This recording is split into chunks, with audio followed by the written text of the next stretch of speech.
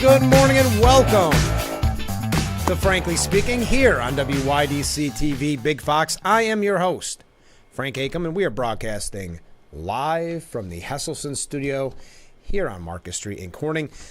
Today is school budget vote day. And you know how I remembered? Well, I had it in my calendar, but also we received our first comment of the program, this coming from a viewer. Vote no again. Keep your money. They should give up more. Thank you for the reminder. You can weigh in on what your decision will be if you are in the Corning Paint and Post School District. Here is everything you need to know. It is today from 11 a.m. till 8 p.m. And those are the locations. So just go to your normal polling location. Either Corning Paint and Post High School, Administration Building, Corning Town Hall, or Irwin Valley School. So there you go. We'll be reminding you throughout the morning about today's vote. We've got a lot to cover this morning. We're going to start with a couple of weird stories. We're going to get into the executive order from the president set to be released today about immigration policy. And this is not the crackdown, the toughest crackdown in years, which proved to be anything but. This is in regards to migrants who marry Americans. We'll be talking about that. We also have quite a few things here about Biden's administration in general, Trump, the upcoming debate. We've got some New York State issues. What do you think, just off the top of my head here, the Surgeon General wants to put warnings like they do on cigarettes. They want to put warnings on social media. Your thoughts on that? But first, we start with why it is so important to know who you are voting for. Because we've got an update on the super mayor, Tiffany Henyard. She faces yet another lawsuit, even as that federal investigation is ongoing. Dolton, Illinois Mayor Tiffany Henyard. We followed her career recently, if you want to call it that. We've talked about what looks like, allegedly, everything's allegedly, of course, misspending of taxpayers' dollars on lavish trips, security. Seems like there are some stories of strong-arming for donations to her charity. The most interesting thing to me in the whole story and why this took off and why I tend to bring it up when I see an update is because when the town's finances started to look very dismal, they said they wanted a full audit because they believe she was misappropriating some of the money, and she vetoed that audit. But we'll tell you about the newest lawsuit. This is from a former employee who has claimed he was wrongfully terminated. Former maintenance manager Dwayne Thrash alleged that he refused to help Henyard and her assistant Keith Freeman fire another employee.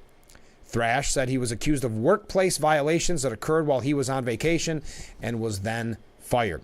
Quote, ever since Henyard became mayor of the village of Dolton and supervisor of Thornton Township, she and her closest allies within the village of Dolton and Thornton Township, including Freeman, have terminated the employment of several individuals they feel pose a political threat to Henyard and her public image. I would say her public image right now is not the best. Now, she did put up those sort of propaganda signs around town paid for by taxpayers' money. It was very reminiscent of like what you would see in a dictatorship. But I'll continue with what Thrash had to say. And or who will run afoul of Henyard and or Freeman by defying their wishes. Thrash alleged in his complaint that in 2023, Henyard and Freeman asked him to help fire Thornton Township trustees of school attorney Sari E. Winner and replace her with Delgado Law Group, LLC, because Freeman preferred that law firm. Thrash refused and didn't attend the special meeting that would make the change. Because he did not help with her schemes and conspiracies, that's an exact quote, the alleged plan failed. In response thereto, Thrash told Henyard and Freeman something to the effect of, "You want to fire everyone in the office, and I'm not going to go along with that." So then after Mr. Thrash took a scheduled vacation, which is allowed, Thrash was informed that he was being terminated effective immediately for misconduct and insubordination. Oof. The notice of termination stated that he failed to, quote, punch in and out appropriately and was described for insubordination and unsatisfactory work performance, despite it being vacation time when both infractions allegedly occurred. The lawsuit alleged others were also fired for failing to follow Henyard and Freeman. Thrash is requesting the 3 allegedly false write-ups be expunged from his record along with statutory and compensation for his termination. People have been damaged by this administration, said Sandra Tracy, the Thornton Township Human Resources Manager. My personal situation is that I was trying very hard to get paid and I couldn't get anybody to respond to me, not to call, text, or email. So the super mayor, self-proclaimed super mayor, in more hot water. So there's your update on why it's always important to know who you're voting for, and that's one of our goals on this program, is to have as many of the candidates on the air. So if you know someone that is running, not suggesting they're ever going to be anything like Henyard, but if you know somebody that is running, you yourself may be running, we'd love to have you on the program. Just get a hold of me. You see that number on the bottom of the screen. Oh, I forgot. We already had a wave. Okay, here's something, and as I said, we're going to start with something completely different. Then we're going to I don't want to just get into the nitty-gritty right off the bat. We've got 2 hours together, so let's sit back and relax. I like this one. This is a story coming out of Business Insider. House Republicans say they, quote, desperately need a place to smoke cigars. I don't have a problem with this one. Maybe you do. House Republicans are facing yet another crisis. Business Insider kind of mocks, but it's only related to the business of crafting and passing laws. They need a place to smoke cigars near the House floor. Until recently, they had one. Representative Tom Cole, a long-serving Oklahoma Republican with a penchant for cigars, had provided space for such activities as chair of the House Rules Committee, which meets on the second floor of the Capitol. The Rules office was a great place, Cole said, but I'm not Rules chairman anymore.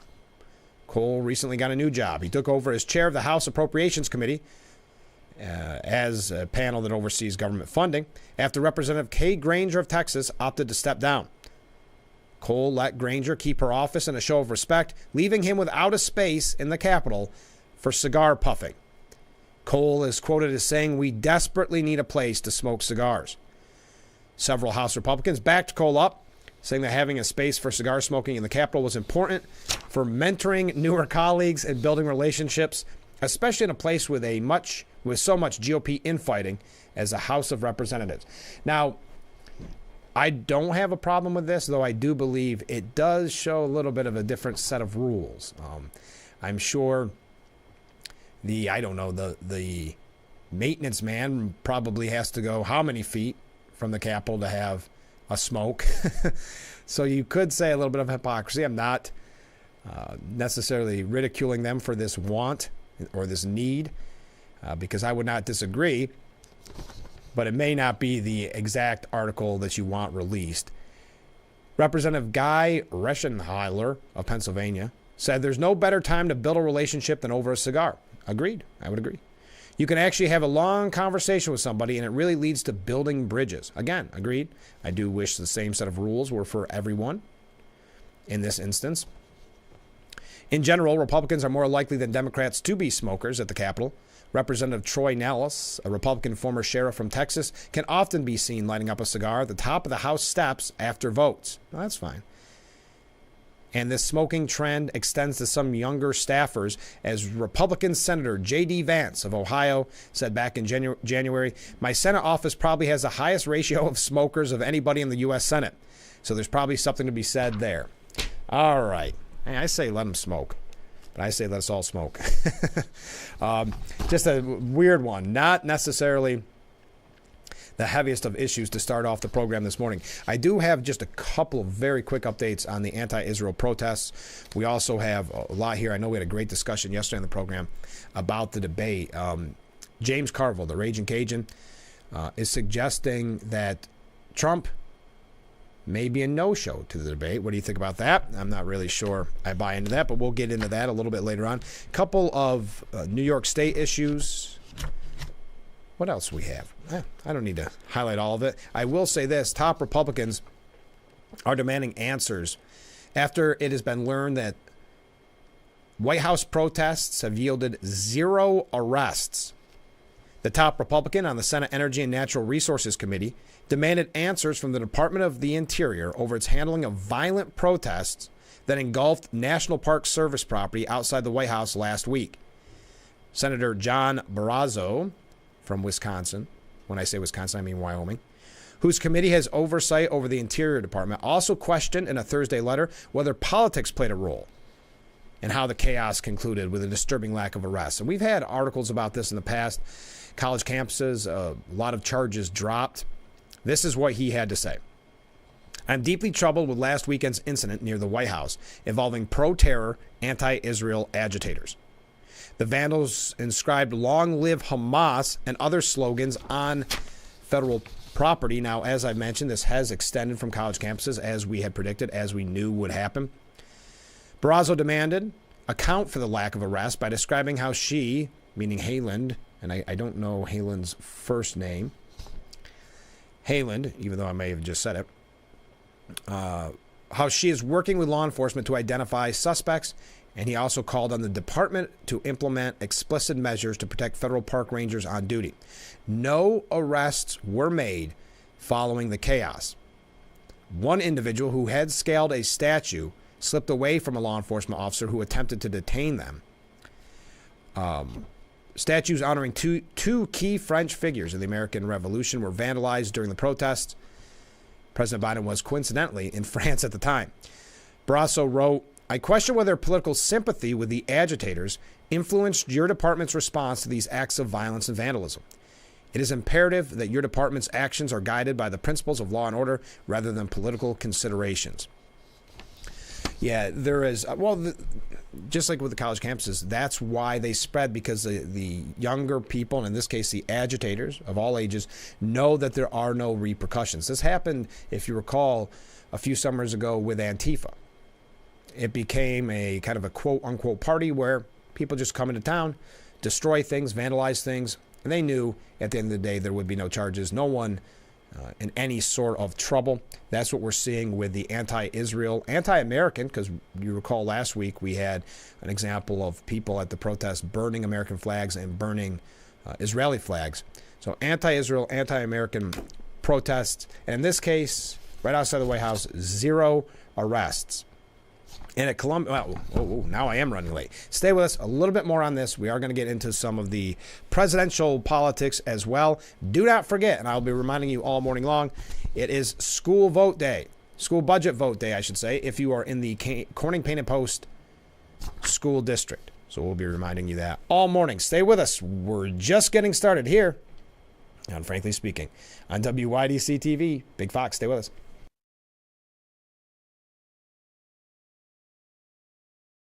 Isn't your wellness important?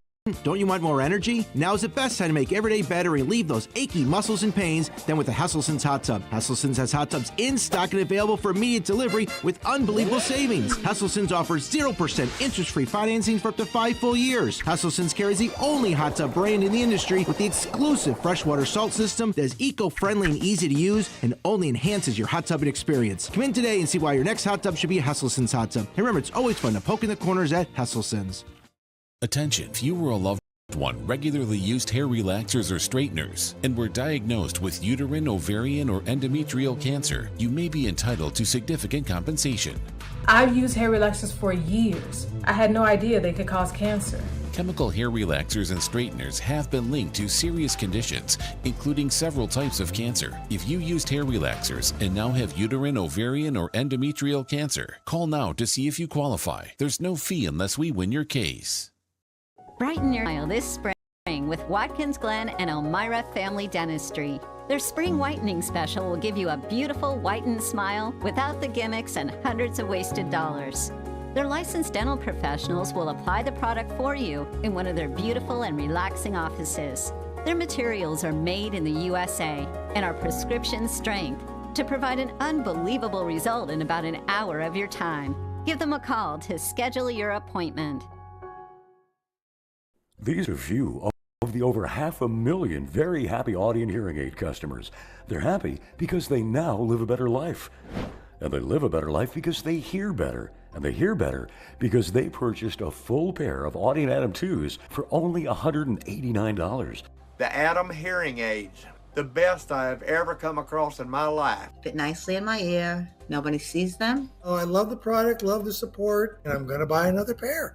And it's not just customers who rave about Audien. Forbes ranked them the best hearing aids of 2024. The Adam 2 is so tiny, nearly invisible. They've got great sound quality. And did we mention only $189 for a full pair?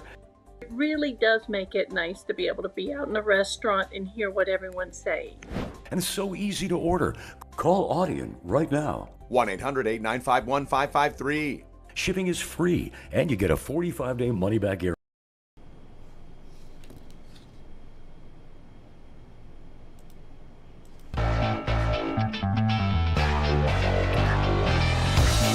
Welcome back to Frankly Speaking here on WYDC TV Big Fox. I'm your host, Frank Acom. We are broadcasting live from the Hasselson studio, and thank you so much for joining us this morning on the Corning Painting Post School Budget Vote Day. So back to the anti-Israel protests that we've talked so much about recently. At Columbia, they've started a task force to investigate anti-Semitism, and what they found is very scary. And this goes into the topic that we've discussed so frequently as well, which is the indoctrination of these students. This is how disturbing it is, this bias against Jews. One professor allegedly warned students to avoid the mainstream news media because, quote, it is owned by Jews. In another shocking allegation, and remember, this is what these students are paying, what was it, around $80,000 a year for?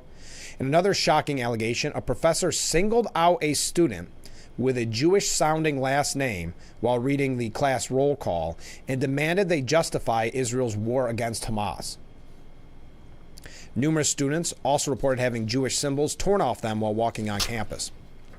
Professors also encouraged students to take part in the anti-Israel demonstrations, and some of the students were forced to quit out of clubs because they didn't want to be part of actions against Israel. The Columbia Anti-Semitism Task Force issued its first report in March. It has not issued its second follow-up report as of yet. They've heard from about 500 students. Professor Gil Zussman, an Israeli electric engineering professor, said there's clear discrimination against Israeli students and Jews. They've been targeted from the beginning by demonstrators. He said he knows of at least 2 professors who brought their classes to, almost like a field trip, to the anti-Israel encampments that were cropping up on campus. Unfortunately, there are still many faculty members who do not believe there is anti-Semitism on campus, and some claim that anti-Semitism is being weaponized to protect pro-Israel views. Okay. Continuing with that, just quickly, did you see the Gaza reporter who harbored Israeli hostages actually wrote for the U.S.-based The Palestinian Chronicle? The Gaza-based reporter who held 3 Israeli hostages captive at his home worked for a U.S. nonprofit accused of, quote, providing material support to Hamas, where hard-left Professor Noam Chomsky sits on the editorial board. Abdallah El-Jamal, killed by Israeli Defense Forces during the raid to free the hostages, was a regular correspondent for the Palestinian Chronicle, an Olympia, Washington state-based news outlet established back in 1999. They have sister publications in France and Italy. His articles for the website lamented the evils of war, continued until just before the June 8th raid, many seemingly written while Jewish hostages taken by Hamas in their October 7th terror attack were captive at his very own home. There's a very good report on this. We don't have time to get to all of it, but it's at the New York Post if you are interested. The National Jewish Advocacy Center, a nonprofit based in Atlanta, is now demanding the Department of Justice and FBI investigate the Palestinian Chronicle. All right, now, last week I had mentioned, and we were kind of right so far, but I do actually have a couple updates on it. Remember last week when there was a lot of talks about banning masks, because we see these protesters wearing masks to cover their face like any terrorist organization would do. And that specifically, the controversy, I suppose, something we've been talking about for a while here on the program, but it really came to the forefront in a lot of news outlets when you had the protesters getting on the subway and demanding that, quote unquote, Zionists raise their hands, and then saying, because you better leave, where a lot of people believe it was more of a threat. Obviously, it was for intimidation tactics, and the whole time wearing masks. And very often the masks will have a pro-Hamas statement on them. You've heard me talk about this before. Now, Mayor Adams was strong for a ban. Hochul said they'd look into it. My thought was, once that headline kind of faded away, that the Hochul administration would choose to ignore it, not really go back to it, because it is going to be controversial in the sense of, they pushed COVID masks for how long. So it got a little weird, a little bit of back and forth, and then it just went away like we predicted. Well, Mayor Adams said on Monday that he is a strong supporter of Hochul's proposal to ban face masks at protests and on the city subways amid growing concerns. Adams, during his weekly news conference, said mask wearing should once again be legally restricted in New York following some instances at pro-Palestinian protests, which again is anti-Israel protests, where many demonstrators donned face masks. I'm a strong supporter of the decision of stopping masks on our subway system, masks in protests, and masks in other areas where it's not health-related. I think that you're going to see a great deal of very violent protests and some of this despicable hate we're seeing. I think we're going to see it dissipate. Yeah, I think a lot of it will go away if they do finally believe there are repercussions. Because again, going back to our first story, there are no repercussions. Zero people arrested at that violent protest outside of the White House. So there are no repercussions. Many people believing, just like they did when they were a part of Antifa or the Antifa groups a few summers ago, they realized they could get away with it if they put in that case, a lot of times like a handkerchief over their face, or now you see a lot of various fashion statements, very often with pro-Hamas statements and slogans on their masks. The mayor said the ban should not include those who are still wearing masks for medical reasons. And I know that's one of the scare tactics that the media and others are using, saying, well, what about if someone's sick? Are you going to arrest someone who's sick or doesn't want to spread COVID or doesn't want to get COVID? Obviously, if they're just on the subway minding their own business, I don't think it's going to be an issue. It's the people that go in and threaten Jewish residents. It's those who are participating in these violent protests. Cowards cover their faces, said Adams. If you believe in something, then stand up and show your face. But standing on our trains telling people if you're a Zionist, raise your hand and get off, show your face and say that. But Assembly Speaker Carl Hastie has questions about the proposed mask ban, which is troublesome. Hochul has said she's considering revising and reinstating the 1845 law, and that was in reference to the Ku Klux Klan covering their face. She has since repeated her views, saying she won't tolerate individuals using masks to evade responsibility for their behaviors. But they've been evading responsibility with or without the mask. Where are the real charges on this? Hastie said the governor, this again, Assembly Speaker Carl Hastie, said the governor has reached out to him on the issue, but he has some concerns, including how to carve out exemptions for legitimate mask wearing, like during a pandemic, or if someone wants to keep themselves or others safe from germs. Again, I think that's a really, really weak excuse, because there is clearly a difference between someone participating in a violent protest, anti-Israel protest. There's something a lot different than getting on a subway and yelling anti-Semitic views than someone minding their own business with a mask on. She did raise it to me, Hastie said. And those were pretty much my questions. I think it's a conversation we need to have. People have found a way to go around the system of laws that are in place. They've always got to try to counteract that. But there's challenges with that for religious reasons, for health reasons. Hochul has said she does not envision outlawing surgical masks for people who are sick or when there's a contagious outbreak. And she said those masks only partially cover the face. Hochul and Hasty are not ruling out a return to Albany before next January to address the mask issue, but they said it's too early to make any definitive plans. Why is it too early? Again, you know my theory on this. It's too early because they want it to die down in the media. They want it to go away so they don't have to make the tough decisions. Now, we are going to get away from that. That was just a couple of quick updates. We've got a lot more to talk about this morning, so stay with us. I know it's warm out there, folks. I know we're all a little lethargic. But feel free to weigh in at any time. And do not forget, it is Corning Painted Post School Budget Vote Day today, 11 a.m. till 8 p.m. There are your locations. Just go to the location you are familiar with, the one that you normally go to, and vote. And let me know during today's program, what's your thoughts on the budget? If you are a Corning Painted Post resident, what's your thought, or in just in general, what your thoughts on the new budget proposal are. All right, let's take that break. We'll be right back with Frankly Speaking here on Big Fox.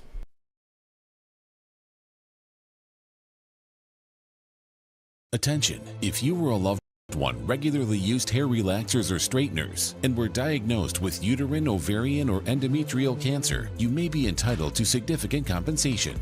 I've used hair relaxers for years. I had no idea they could cause cancer. Chemical hair relaxers and straighteners have been linked to serious conditions, including several types of cancer. If you used hair relaxers and now have uterine, ovarian, or endometrial cancer, call now to see if you qualify. There's no fee unless we win your case.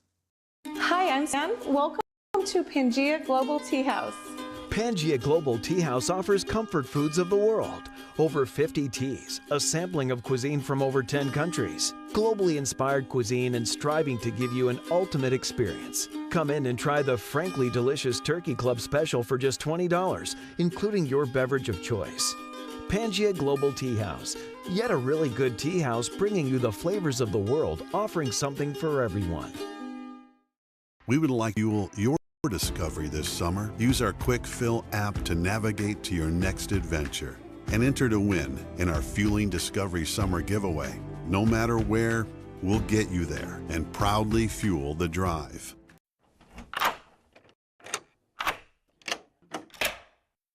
I'm Jonathan Lawson. If you're 50 to 85, please listen closely. The lock I want to talk to you about isn't the one on your door. It's a rate lock for your life insurance that guarantees that once you're insured, your rate can never go up at any time for any reason. Many policies you see don't have one, but you can get a lifetime rate lock from Colonial Penn. This plan was designed for people on a fixed income with coverage options that start at $9.95 a month. That's less than 35 cents a day. Your rate is locked in for life. Coverage can never be canceled, and your acceptance is guaranteed. You cannot be turned down because of your health. See for yourself. Call for an information kit and gift. Both are free with no obligation. Call 1-800-781-9990 for your free information and your free gift. That's 1-800-781-9990. 1-800-781-9990. Call now. In a few words. Urkel, glasses. Nerd. It pays to know your nerds. If you guys didn't get nerd with me sitting up here on this show, 25 words or less. Weeknights at 5 and... Our beautiful view overlooking historic Market Street as we broadcast live from the Hesselson studio. I know it's going to be another warm day, so what a perfect day to get our brand new, I think it's going to have the people's name at the bottom. No, our brand new Culligan water dispenser. Look at that. I don't know if you can see the cool new logo. All right. What a perfect day for that. Oh, yes, and that was the back of the Dwayne Eddy painting. If you haven't seen it, come on down to Market Street. It's right in the front window. All right, remember when they keep telling us that public safety is no longer really even an issue? I mean, President Biden has done a great job with public safety. We heard that just yesterday, a quote from, I want to say his campaign, a few different things where, just like inflation, the economy's great, public safety is great. Never mind what you're seeing, never mind what you're hearing, never mind what you're experiencing.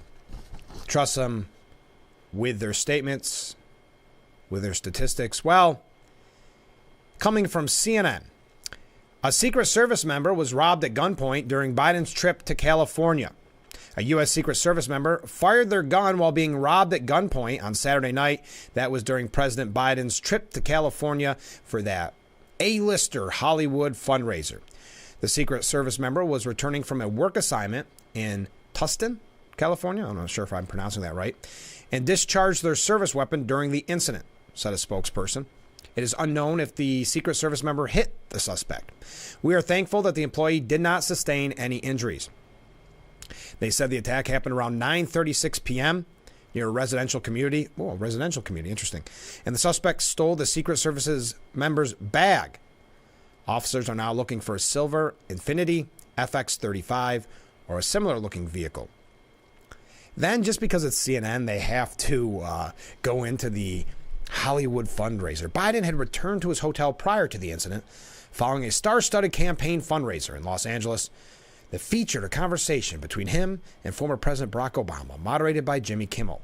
The fundraiser, which raised more than $30 million for Biden's re-election effort, also included guests George Clooney, Julia Roberts, Jason Bateman, Jack Black, and Barbara Streisand, among others.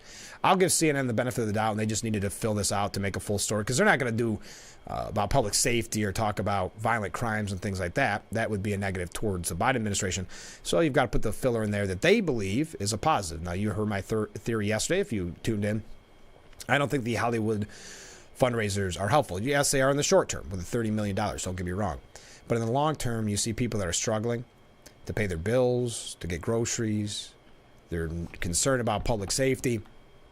They don't like to be lectured by Hollywood celebrities. But police say they have not found the suspect, but they did locate some of the Secret Service employees' belongings in the area. All right. Well, there you go. Public safety. A-OK. Now, I mentioned earlier, Biden is unveiling a plan today to hasten legal status for migrants in the country illegally. It's interesting how for 3.5 years he did nothing in regards to keeping the border closed. Then he did the most minute little thing that did not prove to be successful. And he's trying to sell himself on being tough on immigration. Now, I guess I wouldn't even say reversing, just putting more executive orders in effect that will now, I guess, only encourage more illegal immigration. President Biden is set to announce new initiatives today to ease the path to permanent residency for immigrants living in the U.S. illegally while married to Americans. This is coming from multiple reports. I've got mine specifically from the New York Post, but I've seen it elsewhere this morning. The 81-year-old president's actions to speed up lawful status for people living in the country without legal permission follows his election year executive order on June 4th that threatened to shut down the U.S.-Mexico border to asylum processing if the average number of illegal arrivals crosses 2,500 per day in a week. Now, the new policy will allow an estimated 500,000 non-citizen spouses and roughly 50,000 of their children to apply for lawful permanent resident status that they are already eligible for without leaving the country. That's what officials told the Washington Post and the New York Times. Federal law currently requires migrants who entered the country illegally and married American citizens to leave the U.S. for 10 years before they can apply for citizenship. Biden is also expected, yes, we are not done. Biden is also expected to announce work visa reforms for current enrollees in the Deferred Action for Childhood Arrivals, or DACA, or as they've been labeled, Dreamers. The nearly 600,000 DACA holders have been shielded from deportation since 2012 and granted work permits through a program established by then-President Barack Obama. But slow processing times have forced many recipients to temporarily leave their jobs or take leave. The new initiatives come as polls consistently show that immigration policy is one of Biden's biggest liabilities. So that's why I'm not sure. Let me ask you this. Is this the right direction to go? We know the quote-unquote crackdown did nothing. We know that the numbers have not effectively changed. As a matter of fact, if you look at it, it gave the how-to of what to claim so that you were allowed in. It was going to be a disaster from the get-go. Do you think this helps ease people's worries about his immigration policies? As again, polls consistently show immigration is a number one concern for Americans, then the economy, public safety, all mixed in there, but immigration number one. And Biden, a major liability when it comes to immigration. As we know, he does not have the track record that the American people would hope, because he has presided over, as you know, a record-breaking surge of illegal immigrants, most of whom were allowed into the U.S. to await badly backlogged asylum proceedings. And we've talked about the implications on this when it comes to terrorism. I've got some examples of that. Unfortunately, we saw what happened with the murder of that young mother. The recent news, which is, for lack of a better term, good news, that illegal immigrant was arrested. We're going to talk to you about that because I've got a couple updates on that, some comments on that from the former president as well as some political commentators. The border crisis began during Biden's first year in office as he used executive powers to unilaterally end Trump's Remain in Mexico policy. Then after he made those changes, which he was proud of. I mean, he campaigned on it. He promoted the fact that he made those changes. Then, as the American people got very upset with what we saw at the open, porous border, he said, there's nothing I can do. Or first he said, there's no problem. It's all in your head, just like public safety. It's all in your head. Just like the economy, it's all in your head. Then when he realized that was no longer working, we've done all we can possibly do. There's nothing more we can do. And then just about a month ago, not even a month ago, a few weeks ago, he said, it turns out I can do something, but I only have to do something because the Republicans won't. I mean, it's been disaster after disaster. A record nearly 2.5 million people were apprehended after illegally crossing the U.S.-Mexico border in the year 2023, which ended September 30th, in addition to an estimated 670,000 gotaways. Those are the ones we're most concerned about. Those are the ones we know nothing about. Those are the ones that we recently had that group of ISIS related terrorists, allegedly, who looks as if they're planning something. Those potential terrorists had crossed the border illegally, the gotaways. December set an all-time monthly record with more than 302,000 people arrested for illegally entering from Mexico. Now, Homeland Security Secretary Mayorkas, as you know, was impeached in February by House Republicans for allegedly failing to secure the border. They said in January that more than 85% of those detained for illegally crossing the border are being released into the U.S. 85%. We've got some other updates on that, but we got to take a break because I keep running late this morning. You guys are quiet this morning. Any thoughts on the Corning Opinion Post school budget? Any thoughts on the VP race? I see that New York Post really seems to be pushing hard for Doug Burgum, or I guess I should say Marco Rubio. So your thoughts on that, your thoughts on the budget, your thoughts on all the issues of the day. I'd love to read your comments, but stay with us. We'll be right back with Frankly Speaking here on Big Fox.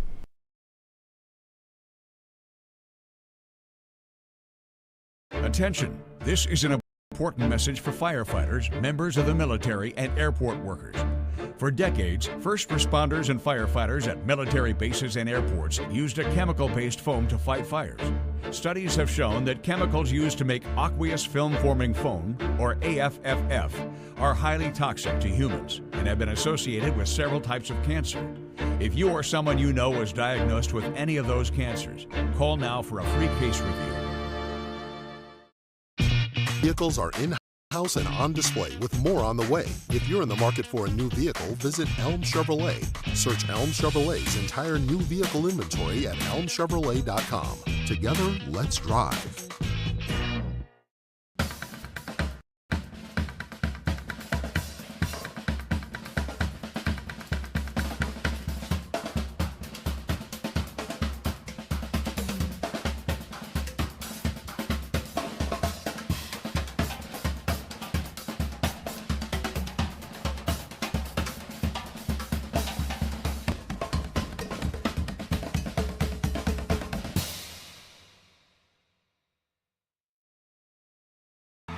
It's a new season of Sherry.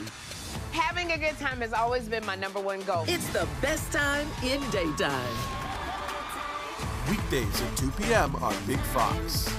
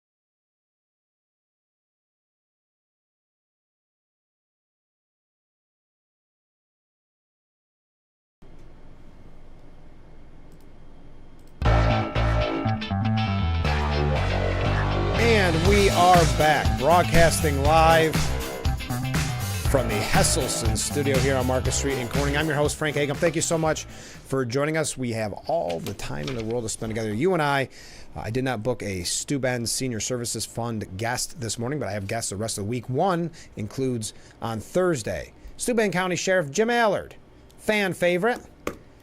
Him, well, all of our guests are fan favorites, but Allard, Joe Sempolinski, and Phil Palmisano perhaps get the most reaction, but they are most regular on the program as well. So we look forward to talking with the sheriff on Thursday. Okay, so a Biden official, you may not have heard this. This is interesting. A top Biden administration official told lawmakers last June, okay, so a year ago, that the Department of Health and Human Services isn't inquiring about the criminal histories of migrant teens in its care. That's according to newly released testimony that was exclusively obtained by the New York Post. I doubt you will see this elsewhere because it doesn't fit the narrative. They don't want to show the response of the Biden administration to illegal immigration. But Robin Dunn Marcos, a senior HHS official overseeing the program for solo child migrants, told the House Judiciary Committee that even though agency officials contact the consulate or embassy of whichever country unaccompanied alien children hail from, they do not request any criminal records. Now think of this at a time when we've seen so much rise in gang violence, and especially with laws like in New York, where you see a lot of younger people getting involved in gangs because the leaders of those gangs know that the young people, the teenagers, will not get in any type of trouble because of our lax laws. Being asked, they said earlier you mentioned that the Office of Refugee Resettlement contacts the UAC consulate, meaning the unaccompanied alien children consulate, and the UAC's home country to verify date of birth, birth certificate, and whether the UAC is suspected of being an adult in these type of contexts. A committee staff member said before asking Marcos, what else does ORR verify with consulates? What other types of information? She responded, I believe that it is birth certificates and identity documents. So they do not request, the follow-up question was, so they do not request a criminal record in the home country from the consulate? Marcos responded, we do not. Now, in recent years, we've seen the number of minors coming across the border by themselves skyrocketing. Along with a surge has come enhanced scrutiny on the vetting done by HHS when releasing youngsters to sponsors within the U.S. More than 8 million migrants have entered the U.S. along the southern border since President Biden took office. Of those, more than 400,000 have been released into the U.S. to live with vetted sponsors. That's according to a statement released recently. As of fiscal year 2023, 70% of the illegal migrants that were lost track of, which is 85,000 children. 70% of those were aged 15 or older, and mostly were boys.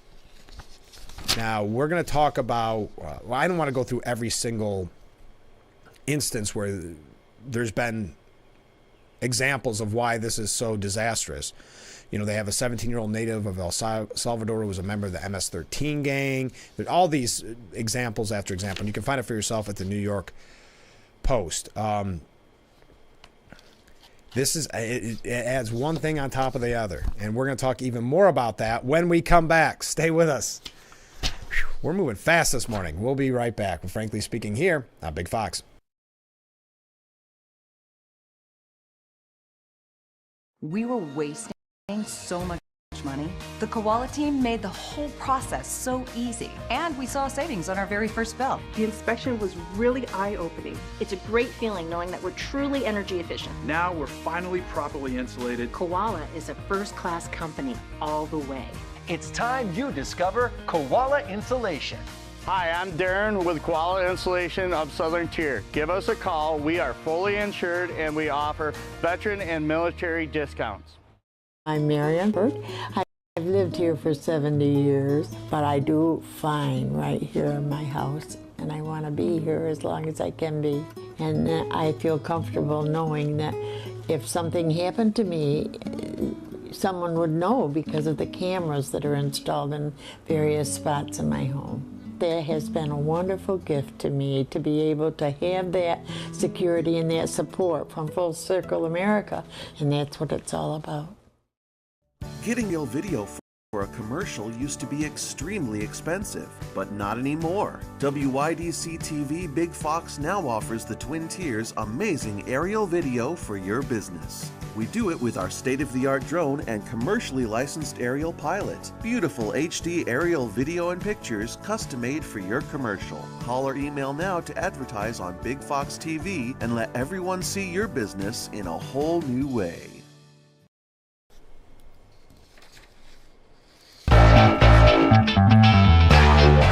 And we are back. Thank you for joining us this morning on Frankly Speaking. I hope that you are staying cool. We're talking about immigration and President Biden's failed immigration policies. This is kind of interesting and maybe a different look at it.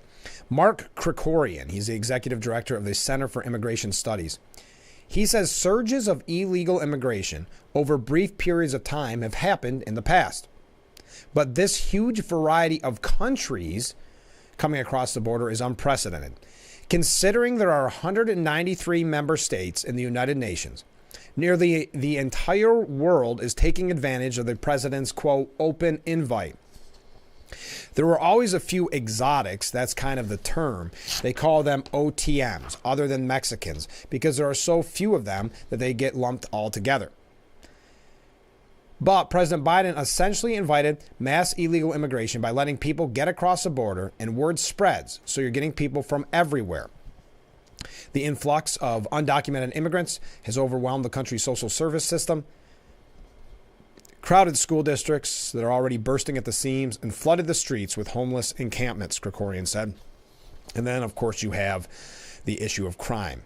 Rachel Morin, who we're going to talk about here in just a moment, and Georgia student, if you recall, Laken Riley. We're going to talk about that in just a moment. But did you realize when we look at these numbers, and I thought this was a really interesting stat this morning that I got from Newsweek.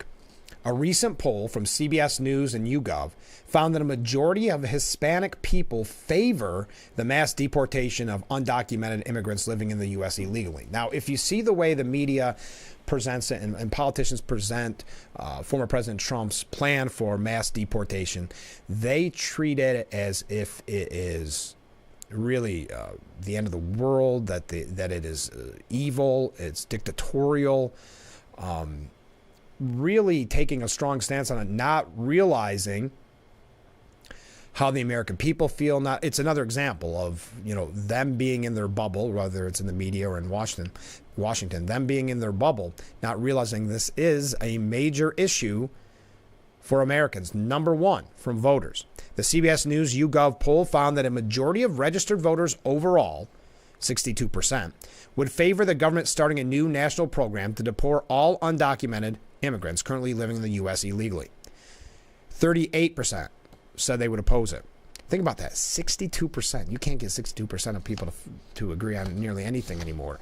But they're saying that they would be in favor of the government starting a mass deportation program.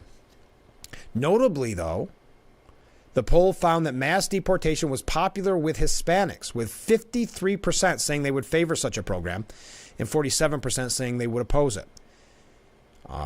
That's really interesting. An Axios poll published in April also found that a majority of Americans support the mass deportation of undocumented immigrants, including 45% of Latinos who are in favor of such a measure. You've got to keep this in mind as, again, how the media covers former President Trump's plans on this and the way they paint it as evil and heartless. I think it shows, again, how out of touch that they really, truly are. Just an interesting poll. And we're going to talk, unfortunately, about the tragedies that have happened because of the open, porous border. The potential for tragedies, as we've talked so frequently about the potential for terrorism that is terrifying, where we've already seen a few examples of how this has, luckily it was averted, but how terrorists have already exploited this system. We've got a lot of other issues to get to, too. We haven't talked about the debate. Coming right up, the presidential debate, James Carville, the Raging Cajun, says he doesn't believe Trump's going to show. He's a no-show. What do you think? What are your thoughts? Or you just want to talk about the Quoting Pain and Post school budget because the vote is today? Or do you want to talk about any of the issues of the day? Please feel free to text. You guys are quiet this morning because it's so warm out, I suspect. It's only going to get warmer. We also have some examples, unfortunately, of this terrorist activity because of the open porous border. We also have, I don't know if I'll get to it. Have you seen the White House complaining about news outlets showing Biden kind of wandering off? We talked a little bit about it yesterday at the fundraiser. They're saying it's deep fakes, which it's not deep fakes. Deep fakes is AI generated.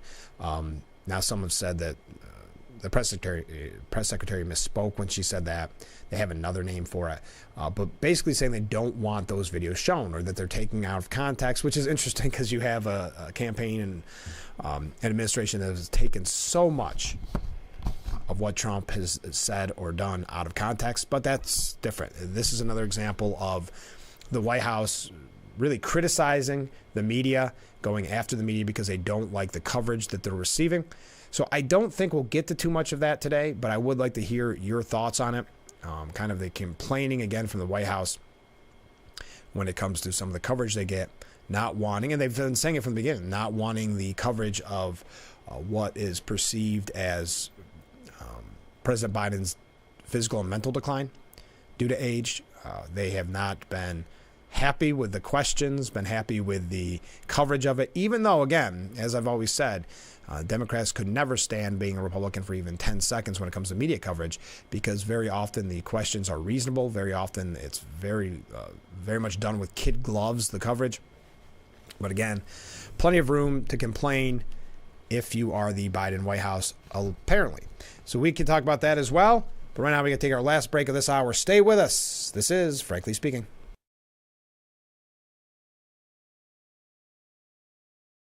Isn't your wellness important?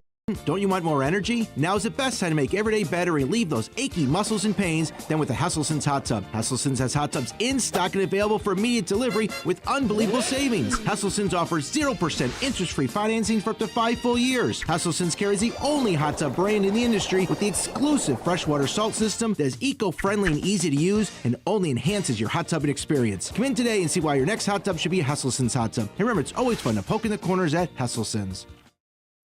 When this happens, you want your repair done right. Bring it to Nappy's, or if undrivable, have it towed right to us. It's your choice where to take your vehicle. Nappy's has a state-of-the-art paint booth and a new and improved repair shop. Let our friendly staff of specialists help you through the process and get it done right the first time. Commit to Nappy's, family-owned for 3 generations. Voted #1 auto body repair shop 17 times in the Twin Tiers. Thank you for your business. Insist on Nappy's auto body done right. I was an athlete when I grew up, and I always wanted to stay near athletes. What drove me to orthopedics and sports medicine in general was the need and the want to help these patients from their time of injury and helping them with surgery and through the rehab, getting them back to the field. My patients are obviously very important to me. These athletes, weekend warriors, all of them, I really want them to get back and be doing the things that they want to be doing.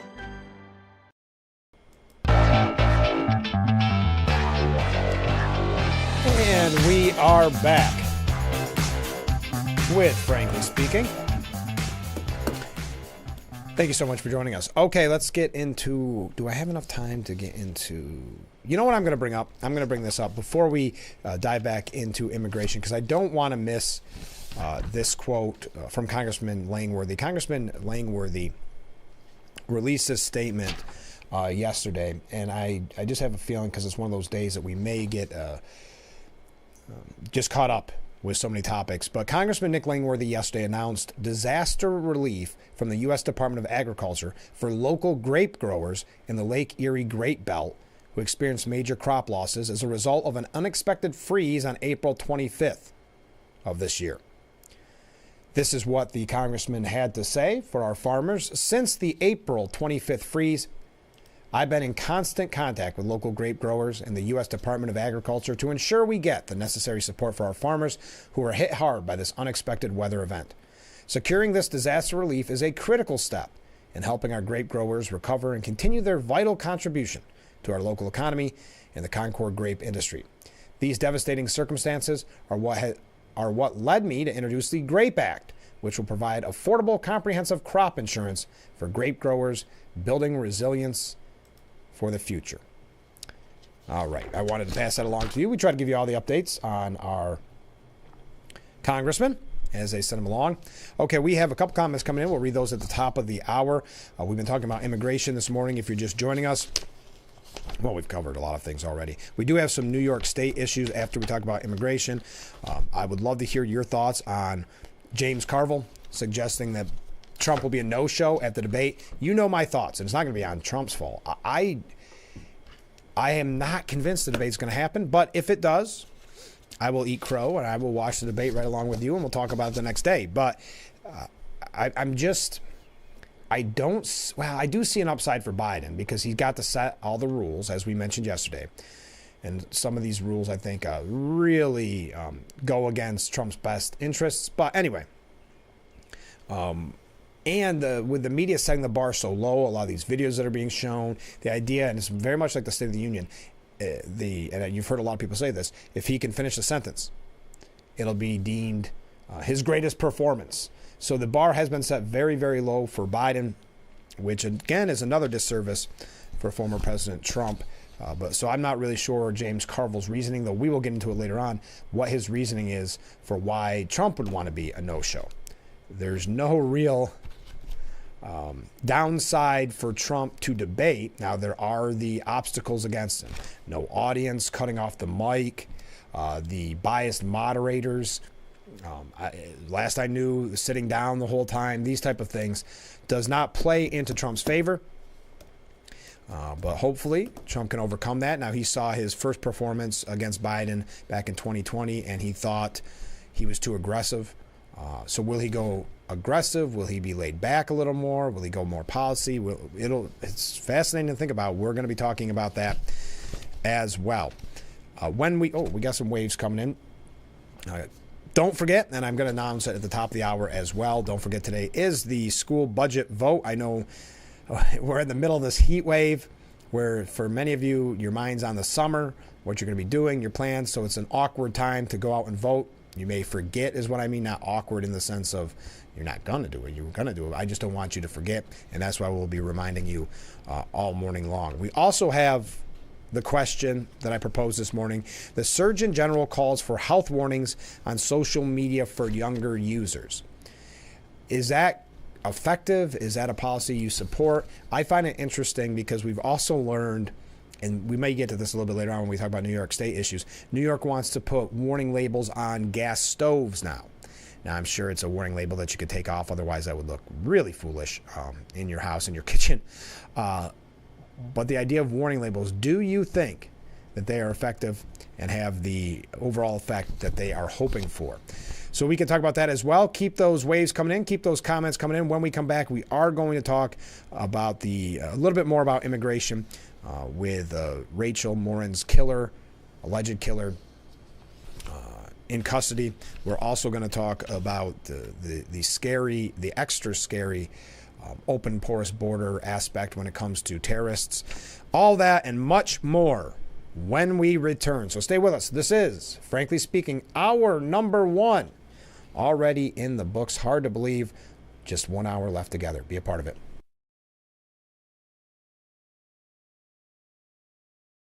Looks like y'all got a lot of stuff here in your water.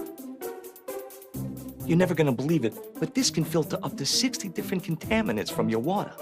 It's all about cleaner drinking water. Dude, that's good water. And that's good water. Now that's good water. That's good water, eh? No matter where you live, there's a Culligan water expert nearby. At Culligan, we think about your water, so you don't have to. Call today to schedule your free water test. It's the summer sales event until the end of June, only at Blaze Alexander, Chrysler Dodge Jeep, and Ram Truck of Mansfield. Celebrate with up to $15,000 off MSRP on a new Jeep Gladiator. Or finance a new Jeep Grand Cherokee at 3.9% interest for 36 months. The summer savings don't stop there. We're also offering 20% over KBB on your trade-in until June 30th. Shop 24/7 at blazealexandercdjr.com or stop at shop to save some green off Route 15 in Mansfield, where we're taking the deals the other guys won't. It's a season of sharing. Having a good time has always been my #1 goal. I tend to get crazy. At my age, I should not be jumping up and down like that. And if you don't know what I mean, ask your mama. The young ones, y'all like, we don't know what you're talking about. But I promise you, in 30 years, you will. It's the best time in daytime. Weekdays at 2 p.m. on Big Fox.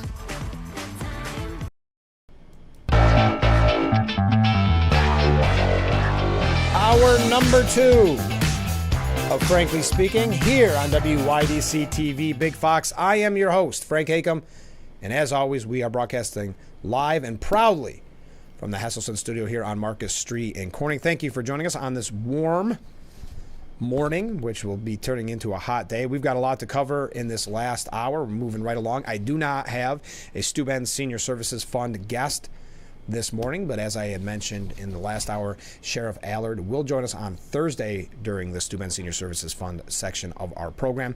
Here is a comment from a viewer before we move along.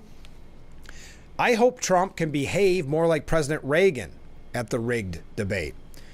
I'm going to be holding my breath all the way through, as I'm sure Democrats will be for Biden.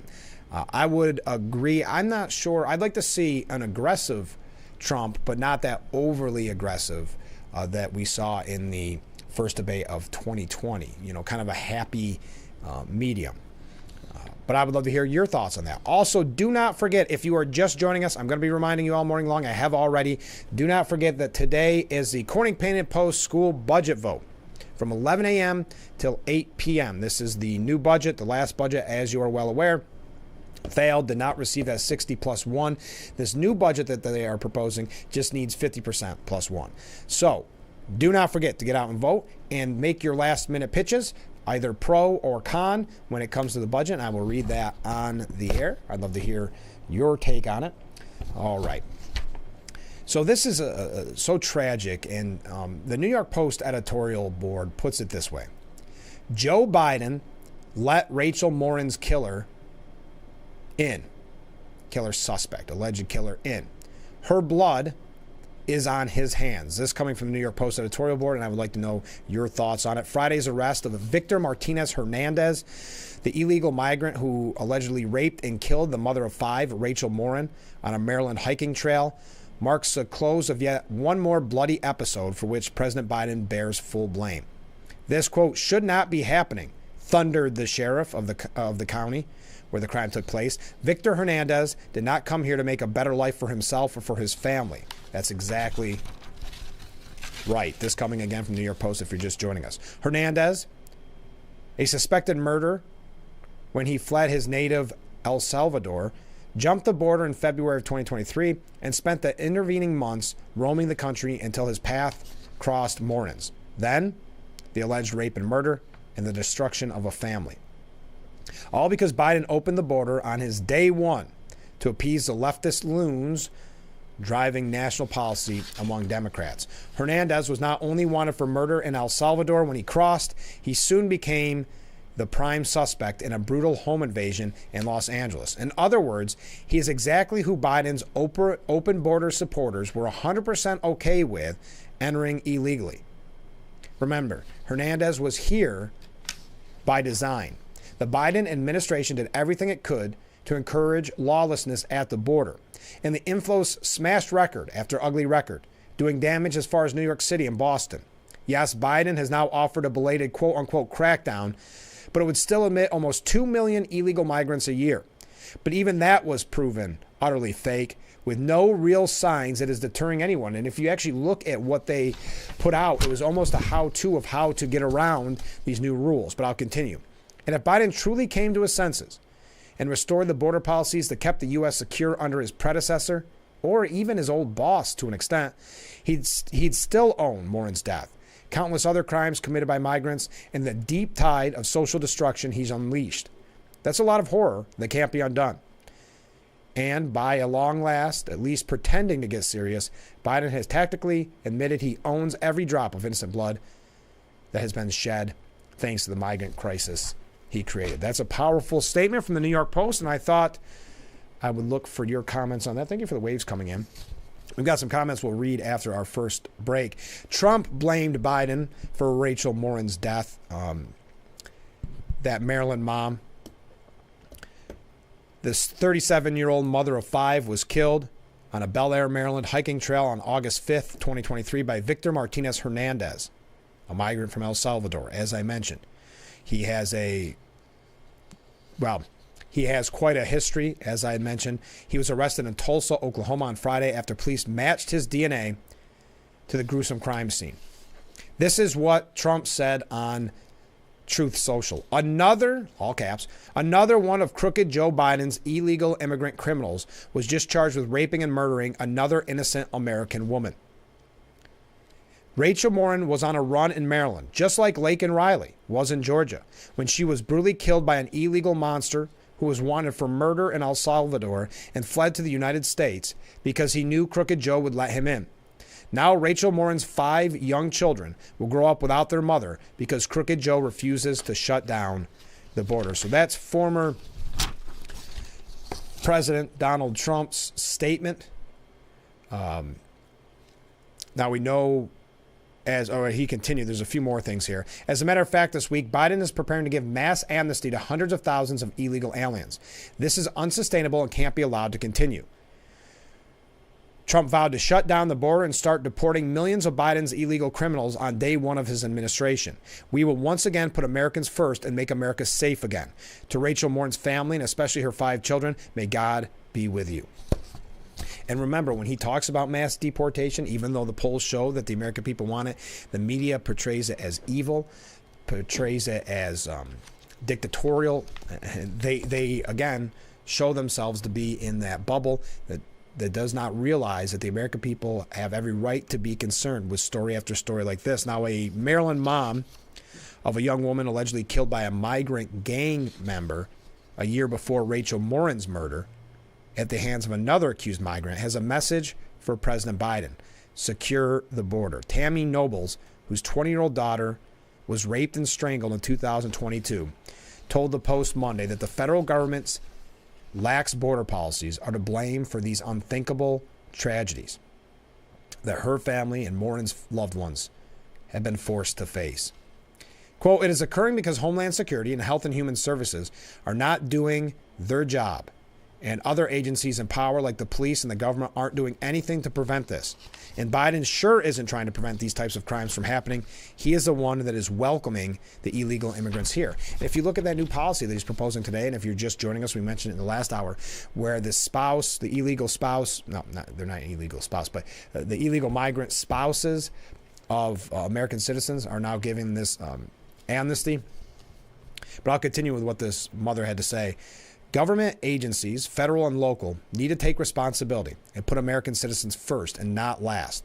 Our safety is not being put first. And they just give example after. It's just tragic. I am incredibly saddened that something like this has occurred again.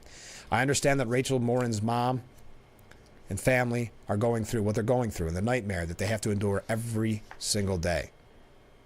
Now, this devastated mom has sued the federal government for $100 million earlier this year, accusing officials of failing to properly screen her daughter's murder suspect before he entered the country.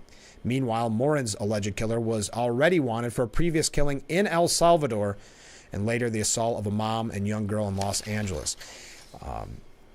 We can keep letting everyone in. We can't keep letting everyone in without properly vetting and background checking them. And we've learned that that is not the case. I mean, how many gotaways have there been? We're not giving the proper background there. And now we learn on the, not even the other side of the coin, the terrorists that we're having examples of that are crossing the borders, people with terrorist sympathies.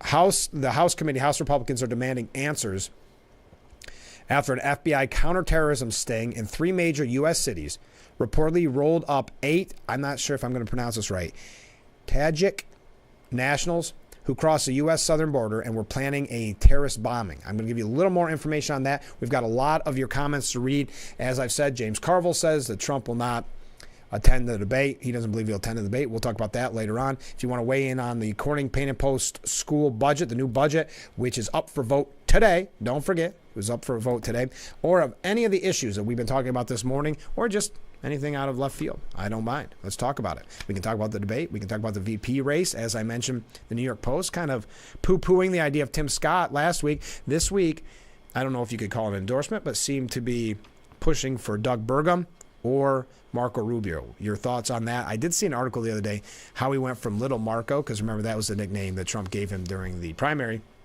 Little Marco, to a potential VP nominee. And kind of interesting. So your thoughts on that? I don't have any problem with Marco Rubio necessarily. I was just surprised that he's on that short list. I'll put it that way.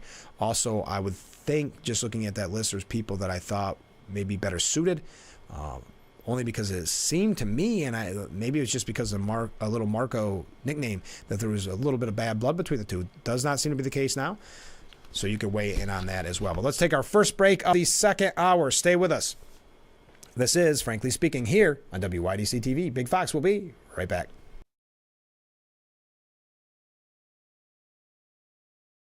If you or a loved one regularly used hair relaxers or straighteners and were diagnosed with uterine, ovarian, or endometrial cancer, you may be entitled to significant financial compensation.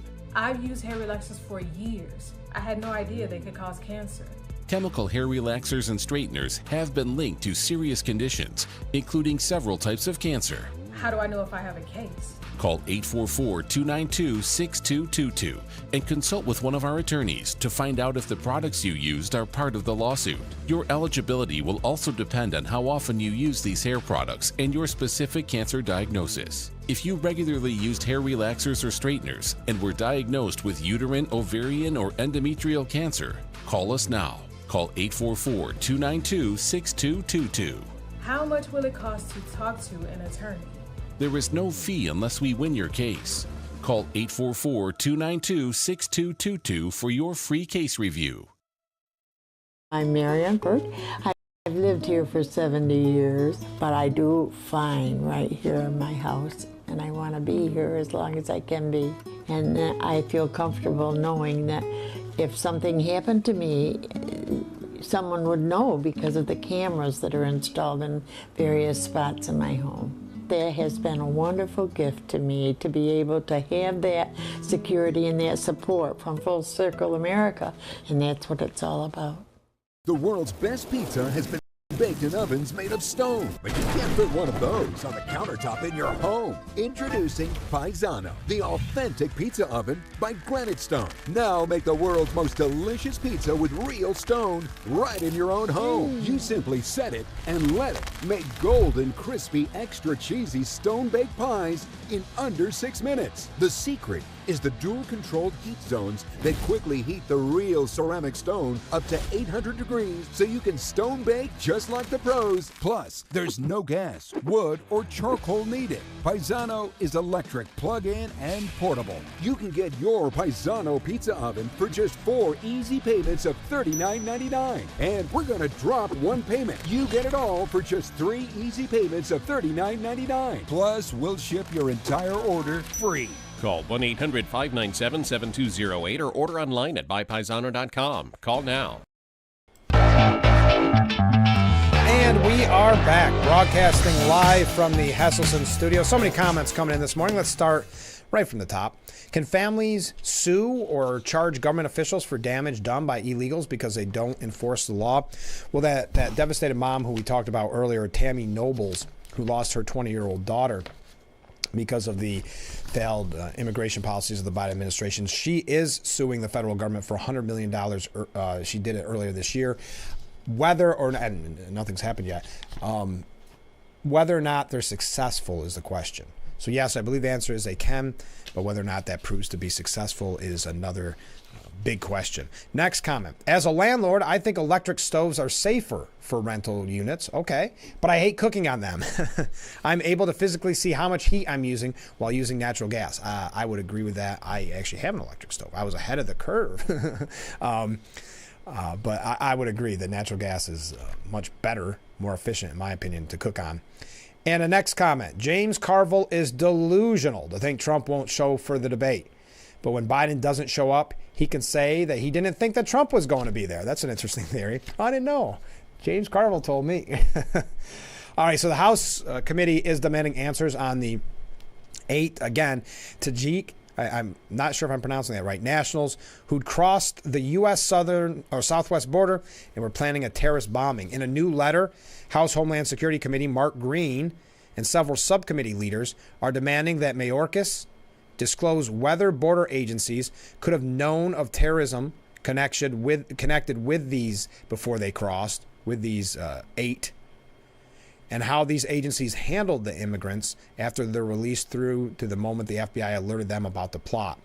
This is becoming, unfortunately, more of a common trend. We still have questions about those Jordanians that entered that Marine base illegally, and the questions of if that was practice for a terrorist plot.